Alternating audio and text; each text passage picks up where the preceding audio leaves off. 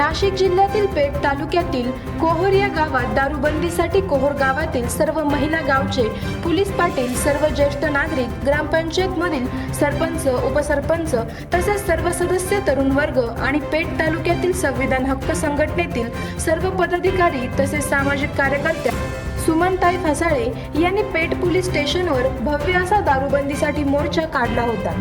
यावेळी पेठ पोलीस स्टेशनचे पोलीस निरीक्षक गोंदे साहेब यांना असे सांगितले की गावातील व तालुक्यातील दारू बंदी का होत नाही। ते म्हणाले, आम्ही ऍक्शन घेतो परंतु तरीही दारू बंद होत नाही, पोलिसांना हप्ता चालू आहे असे बरेचसे नागरिक बोलताना दिसत आहे। आजच्या युगामध्ये मुलाच्या खांद्यावर बाप गेला पाहिजे, परंतु मुलगा हा बापाच्या खांद्यावर जाताना सर्वत्र दिसत आहे।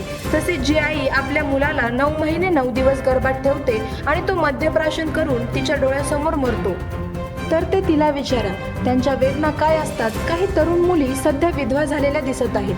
हे कुठे ना कुठे थांबले पाहिजे असे ज्येष्ठ सामाजिक कार्यकर्त्या सुमनताई फसाळे यांनी व्यक्त केले। फक्त कोहोर गावातच नव्हे तर संपूर्ण राज्यामध्ये दारूबंदी ही झाली पाहिजे असे मत शेवटी त्यांनी व्यक्त केले। आवाज जनतेचा न्यूजसाठी प्रतिनिधी शेख शफीक मनियार। करायचं आहे लाईव्ह कार्यक्रम किंवा आहे कसले आंदोलन, जनसामान्यपर्यंत पोहोचेल आपला हक्काचा आवाज, आवाज जनतेचा। बातमी व जाहिरातीसाठी संपर्क करा स्क्रीनवर दिलेल्या नंबरवर।